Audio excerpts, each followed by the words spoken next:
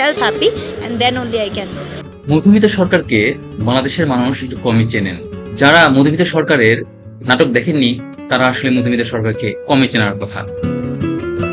ইথিকা পালকে সবাই চেনেন। সাকিব খানের বিপরীতে প্রিয়তমা সিনেমা করার পর থেকে তাকে আর বাঙালি কেউ অচেনা নেই। মধুমিতা সরকার এবং ইথিকা পাল দুজনেরই শুরুটা কিন্তু নাটক দিয়েই। মিডিয়া পাড়ায় গুঞ্জন চলছে সাকিব খানের নতুন সিনেমাতে এবার নায়িকা হিসেবে অভিনয় করতে যাচ্ছেন মধুমিতা সরকার। সিনেমাটির গল্প গড়ে উঠেছে ঢাকা শহর নিয়ে এবং একজন কুখ্যাত সন্ত্রাসীকে নিয়ে। কিন্তু প্রশ্ন হলো এখানে সমস্যাটা কোথায়? ওই সমস্যা একটাই, দুই নায়িকার টানাটানি।